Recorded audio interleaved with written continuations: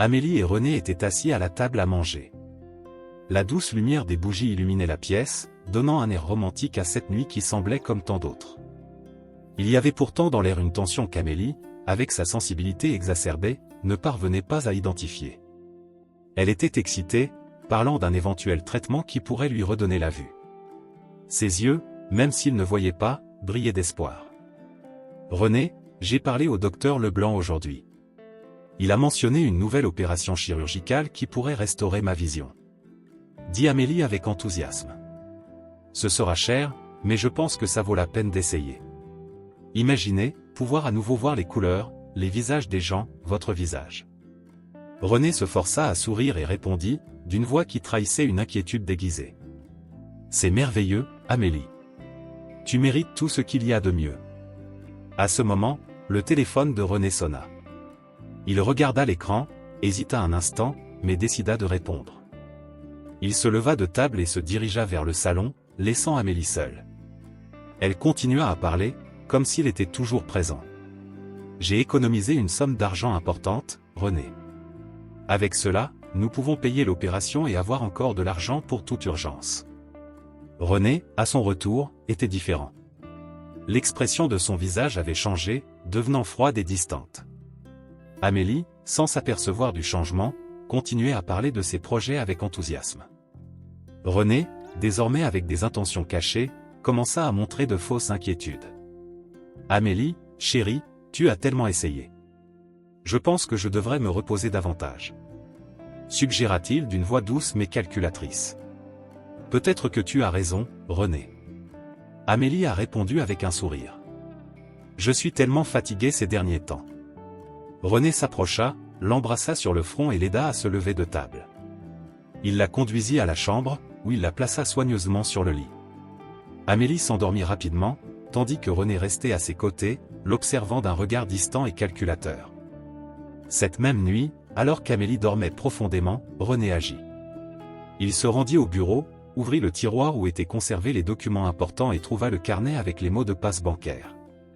Froidement, il vida le compte bancaire d'Amélie, se transférant tout l'argent.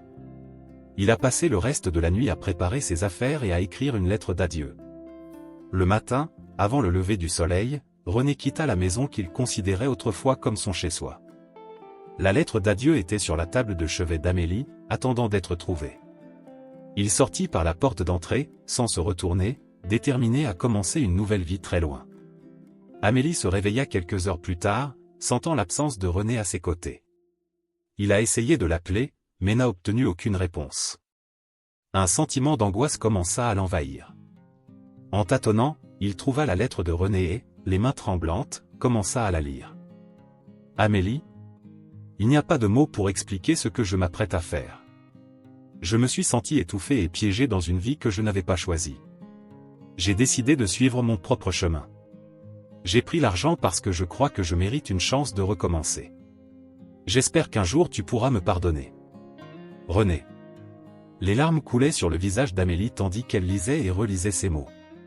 L'homme qu'elle aimait, qui avait promis d'être à ses côtés dans les moments les plus difficiles, avait trahi sa confiance de manière cruelle et définitive. Elle se sentait désolée, abandonnée et désespérée.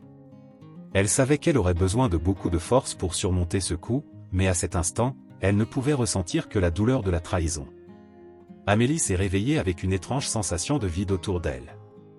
Il tendit la main vers le côté du lit où René dormait habituellement, mais ne trouva que des draps froids. « René » appela-t-il doucement, mais il n'y eut pas de réponse. Le silence qui suivit fut assourdissant. Affligée, elle se releva avec difficulté et se dirigea à tâtons vers le salon. Chaque pas semblait accroître l'angoisse dans sa poitrine. Après des heures de recherche infructueuses dans la maison, Amélie trouve enfin une lettre sur la table du salon. Ses mains tremblantes pouvaient à peine tenir le journal alors qu'elle s'asseyait, sentant le sol céder sous ses pieds. « Chère Amélie, je suis désolé, mais je ne peux plus continuer cette vie. J'ai besoin de liberté, d'une nouvelle chance d'être heureux. J'ai pris l'argent parce que je crois que je le mérite pour le temps que j'ai passé à vos côtés. J'espère qu'un jour tu pourras me pardonner. René. » Ces mots étaient comme des coups de couteau dans son cœur.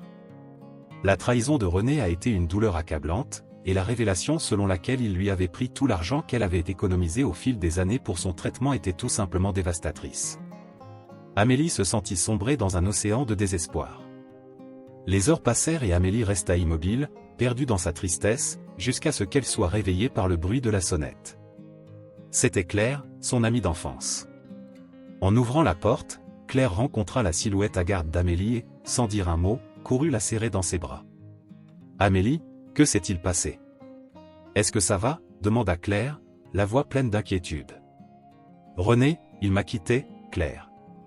Il a pris tout mon argent et est parti », a répondu Amélie en larmes. Claire s'assit à côté d'Amélie, lui tenant fermement les mains. « Je ne vais pas te laisser traverser ça seule. Nous surmonterons cela ensemble, d'une manière ou d'une autre. Je vais découvrir où il est. » Dans les jours suivants, Claire enquête sans relâche sur le sort de René. Grâce à ses contacts et aux réseaux sociaux, elle a finalement découvert qu'il s'était enfui à Paris, où il avait recommencé une nouvelle vie avec une autre femme, grâce à l'argent volé à Amélie. « Amélie, j'ai découvert où est René. Il est à Paris, il vit avec une autre femme, » dit Claire d'un ton de colère contenue. « Je ne peux pas croire qu'il ait fait ça.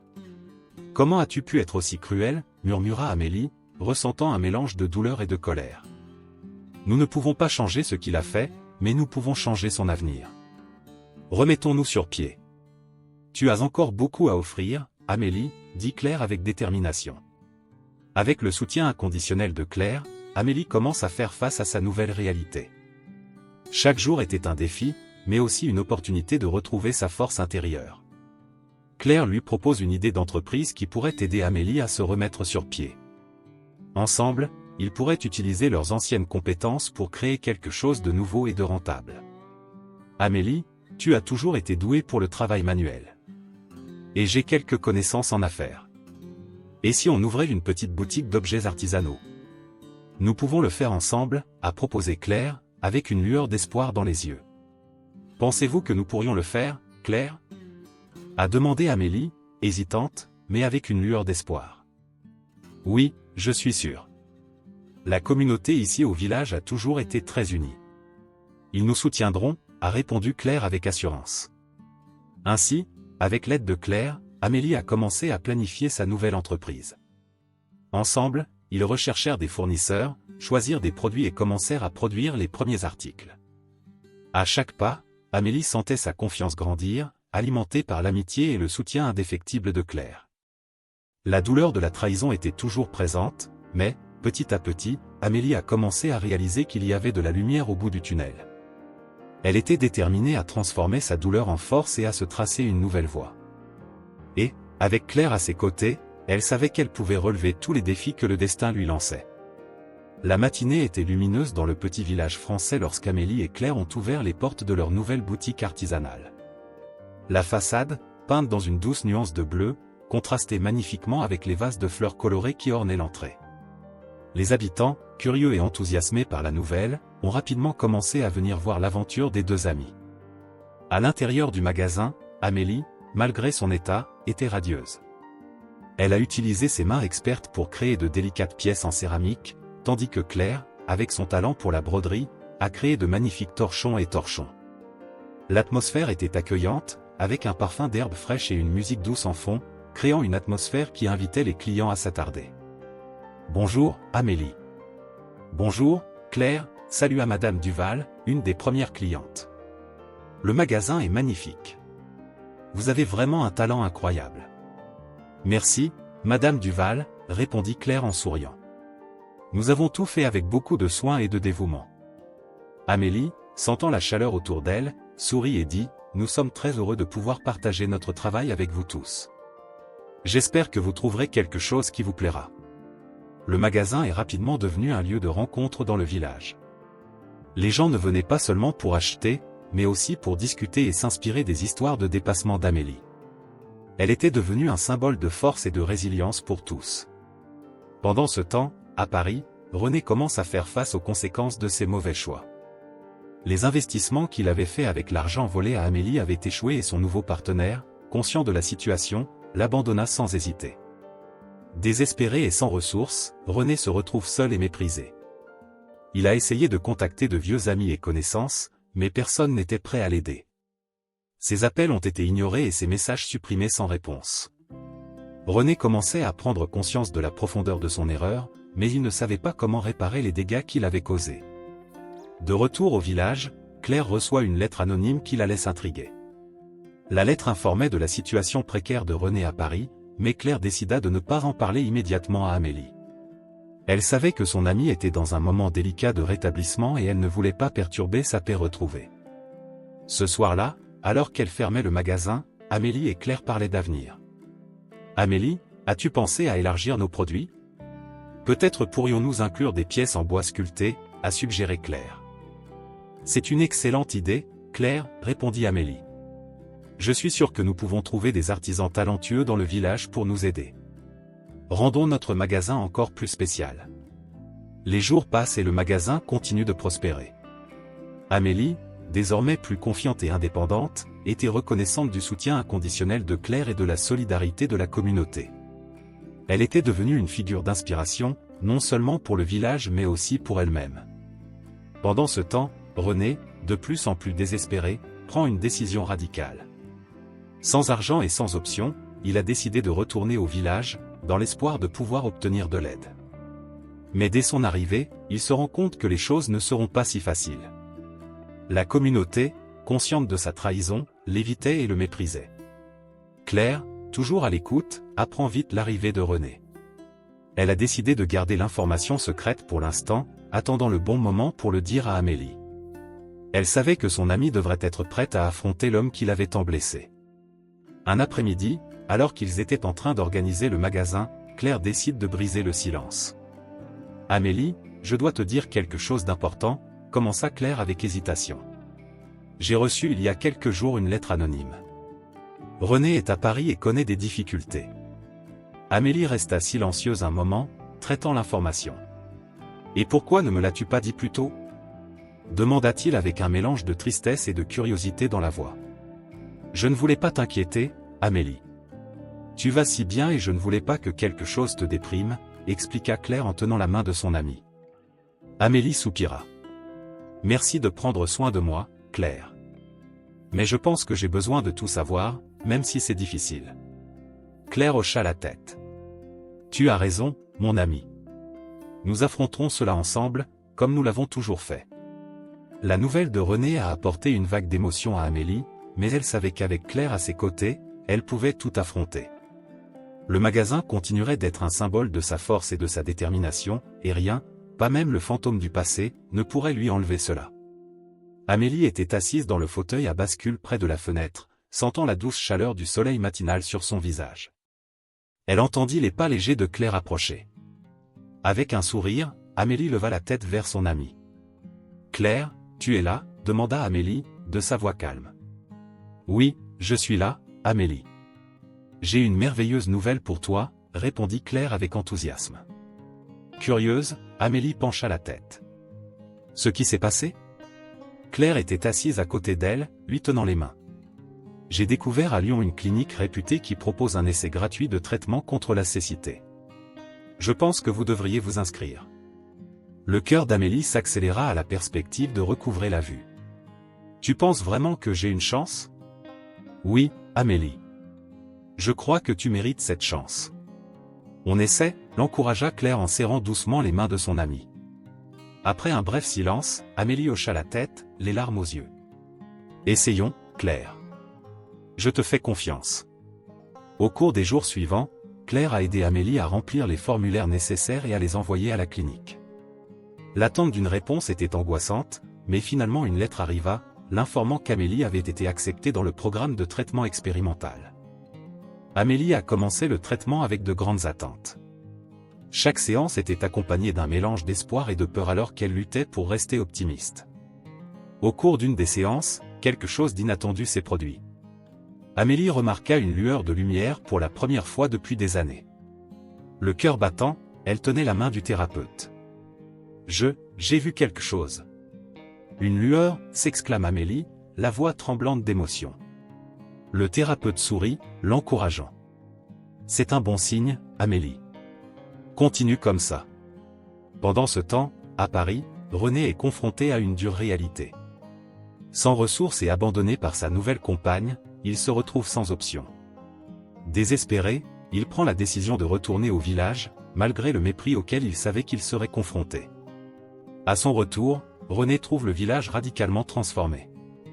Le magasin d'Amélie et Claire était un succès et Amélie était devenue une figure admirée de la communauté. En essayant de se rapprocher, René a été rejeté par tous ceux qui l'ont connu. Une nuit, poussé par le désespoir, René décide de s'introduire dans le magasin d'Amélie à la recherche d'argent. Il se faufila par la porte arrière, mais fut surpris par Claire, qui organisait l'inventaire. « René, que penses-tu faire ici ?» s'est indignée Claire. René, les yeux écarquillés et les mains tremblantes, tentait de se justifier. « Claire, s'il te plaît, j'ai besoin d'aide. Je suis désespéré. » Claire était impassible. « Tu as tout volé à Amélie et tu l'as abandonnée quand elle en avait le plus besoin. Il n'y a plus de place pour toi ici. » René tomba à genoux, suppliant. « S'il te plaît, Claire. Je n'ai nulle part où aller. J'ai fait une terrible erreur. » Avant que Claire ait pu répondre, Amélie apparut à la porte, attirée par le bruit. La vue encore partiellement rétablie, elle reconnut la voix de René. « René, c'est toi ?» demanda Amélie d'un ton sérieux. René se retourna, surpris et gêné. « Amélie, je suis désolé. S'il te plaît, pardonne-moi. » Amélie inspira profondément, ressentant un mélange de colère et de tristesse. « René, tu m'as détruit. Mais je suis ressuscité. Il n'y a plus de place pour toi dans ma vie. » Le silence qui suivit fut lourd et chargé d'émotions. Claire, déterminée à protéger Amélie, décrocha le téléphone et menaça d'appeler la police si René ne partait pas immédiatement. René, se rendant compte qu'il n'avait plus aucune chance, se releva lentement et quitta le magasin, vaincu. Amélie sentit une larme couler sur son visage, mais aussi un sentiment de soulagement et de liberté. « Ça va, Amélie ?» a demandé Claire en serrant son amie dans ses bras. Amélie hocha la tête en essuyant ses larmes. « Oui, Claire. Je vais bien. Je suis prêt à passer à autre chose. » Ainsi, Amélie, avec l'aide de Claire et de la communauté, a poursuivi son chemin de guérison, avec un espoir renouvelé d'un avenir radieux devant elle. Claire était en train de ranger quelques papiers dans le petit magasin de bricolage lorsqu'elle entendit un bruit suspect à la porte arrière. Le cœur battant, elle s'approcha prudemment, tenant une lourde figurine en céramique comme arme de fortune. Lorsqu'il ouvrit la porte, il trouva René, le visage pâle et les yeux pleins de désespoir. « Que faites-vous ici ?» demanda Claire d'une voix ferme et froide. René, visiblement abattu, recula d'un pas, levant les mains en signe de capitulation. « Claire, s'il te plaît, laisse-moi t'expliquer. Je n'ai nulle part où aller. Je suis désespéré. » Claire n'a pas baissé sa garde. Son regard était celui d'une pure indignation. « Pensez-vous que vous pouvez revenir en arrière après tout ce que vous avez fait ? Après avoir volé l'argent d'Amélie et l'avoir abandonnée au moment le plus difficile de sa vie ?» Sa voix tremblait d'une colère contenue. René baissa la tête, gêné. « Je sais que j'ai fait une erreur. Je sais que je ne mérite pas le pardon, mais je suis dans une situation terrible. S'il vous plaît, j'ai juste besoin d'un peu d'argent pour recommencer. » Avant que Claire ait pu répondre, Amélie entra dans le magasin, attirée par le tumulte. Elle avait toujours un bandeau sur les yeux, mais sa posture était celle de quelqu'un qui avait retrouvé sa force intérieure. « Que se passe-t-il, Claire ?» a-t-il demandé, sa voix calme mais ferme. Claire regarda René puis Amélie, prenant une profonde inspiration avant de répondre. « C'est René, Amélie. Il est entré par effraction dans le magasin. Il demande de l'argent. » Amélie resta silencieuse un moment, absorbant l'information. Puis, d'un pas décidé, il s'approcha de René. Même sans le voir, sa présence était imposante. « René, après tout ce que tu as fait, tu as encore l'audace de revenir ici et d'en redemander ?» Sa voix était calme, mais remplie d'une fermeté incassable. René tomba à genoux, les larmes coulant sur son visage. « Amélie, s'il te plaît, pardonne-moi. J'étais aveuglé par la cupidité et l'illusion d'une vie facile. Je sais que j'ai fait une terrible erreur, mais je suis ruiné. Je n'ai plus rien. S'il vous plaît, aidez-moi. » Amélie soupira profondément, ressentant un mélange d'émotions. Finalement, elle parla, avec une clarté qui la surprit elle-même. « René, Je t'aimais profondément et je te faisais confiance. Quand j'avais le plus besoin de toi, tu m'as trahi de la pire des manières possibles. Je ne suis plus la femme fragile que tu as laissée derrière toi. Il n'y a plus de place pour toi dans ma vie maintenant. René sanglote, mais avant qu'il puisse répondre, Claire intervient. Vous avez entendu Amélie. Sortez d'ici avant que j'appelle la police. Mais Amélie, réalisant la gravité de la situation, leva la main pour arrêter Claire. Non, Claire. Il doit répondre de ses actes. Appelez la police. René tenta de protester, mais la fermeté du regard d'Amélie et la détermination de Claire ne laissaient aucune place à la discussion. Claire a rapidement saisi son téléphone et a appelé la police pour signaler l'effraction et le vol. Peu de temps après, la police est arrivée et René a été arrêté, menotté et emmené au commissariat. Tout au long du processus, il a gardé la tête baissée, conscient que sa tentative désespérée avait échoué. Quand tout fut fini, Amélie et Claire restèrent assises en silence, absorbant les événements de la nuit. Finalement, Claire rompit le silence. « Amélie, tu as été incroyable. Je suis si fière de toi. » Amélie sourit, un sourire plein de soulagement et d'espoir nouveau. « Je ne pourrais pas le faire sans toi, Claire. Merci d'être à mes côtés. » Dans les jours qui suivent, Amélie poursuit son traitement à la clinique et, miraculeusement, recouvre complètement la vue. Le magasin était plus prospère que jamais et la nouvelle de l'arrestation de René a apporté un sentiment de justice dans tout le village. Amélie, maintenant complètement rétablie et pleine d'espoir, a trouvé un but et un bonheur renouvelés dans sa nouvelle vie qu'elle n'aurait jamais imaginé possible. Elle et Claire ont continué à travailler ensemble, créant de magnifiques objets artisanaux et inspirant la communauté locale par leur résilience et leur force. Amélie, enfin libérée du poids du passé, regardait l'avenir avec un cœur léger et plein de gratitude, prête à saisir toutes les nouvelles opportunités que la vie lui offrait.